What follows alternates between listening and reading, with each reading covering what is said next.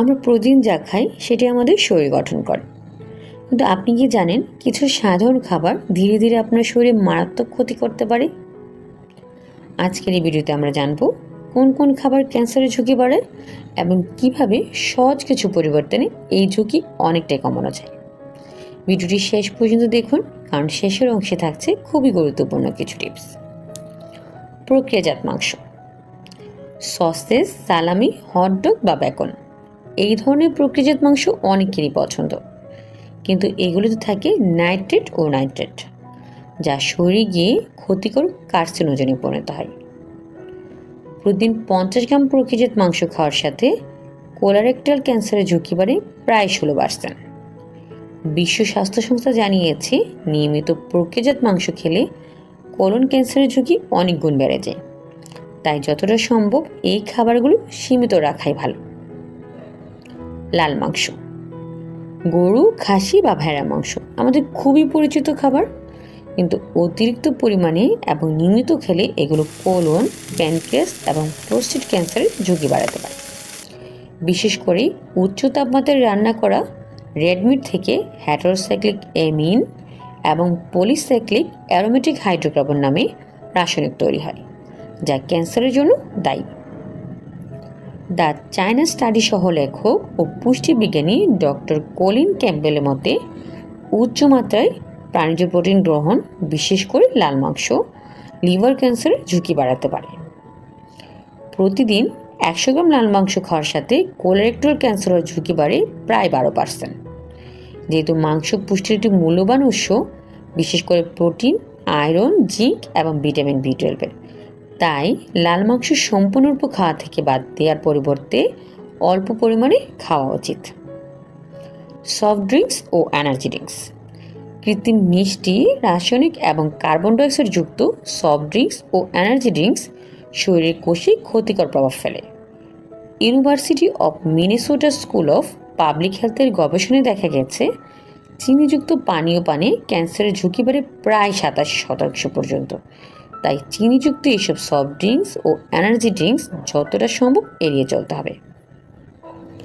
চিনি ও মিষ্টি জাতীয় খাবার, কেক, পেস্ট্রি, ক্যান্ডি, এগুলো আমরা প্রায়ই খাই, কিন্তু অতিরিক্ত চিনি শরীরে ইনসুলিনের মাত্রা বাড়িয়ে দেয়, যা দীর্ঘমেয়াদে ক্যান্সারের ঝুঁকি বাড়াতে পারে।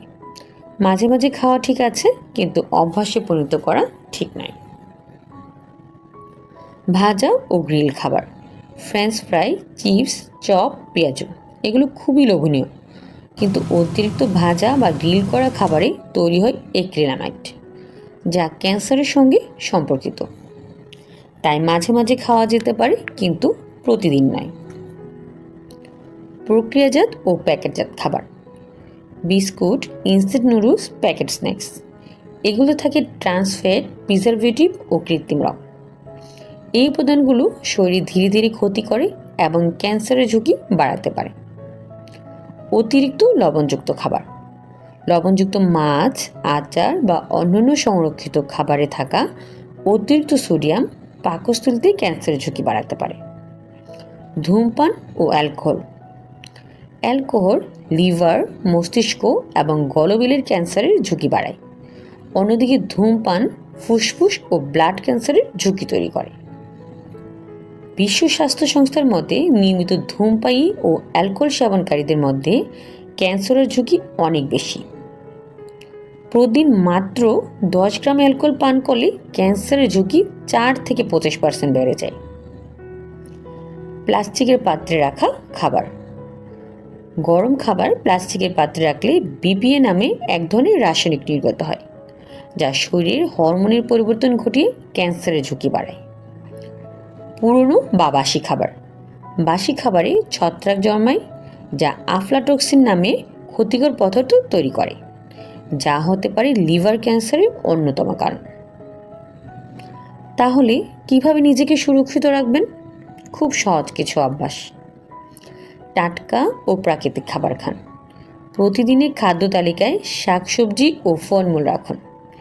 মৃদু রান্নার পদ্ধতি বেছে নিন, বিশেষ করে মাংস রান্না করার সময়। পানি বেশি পান করুন। প্রক্রিয়াজাত এবং প্যাকেজাত খাবার এড়িয়ে চলুন। ভাজা এবং অতিরিক্ত লবণযুক্ত খাবার কম খান। ধূমপান ও অ্যালকোহল একেবারেই না। মনে রাখবেন, ছোট ছোট পরিবর্তনই বড় পার্থক্য করে তোলে। আপনার সুস্থতা আপনার নিজের হাতে। ভিডিওটি যদি আপনার উপকারে আসে তাহলে লাইক দিন, শেয়ার করুন, আর এমন আরও স্বাস্থ্য বিষয়ক তথ্য পেতে চ্যানেলটি সাবস্ক্রাইব করুন। সুস্থ থাকুন, সচেতন থাকুন। আল্লাহ হাফেজ।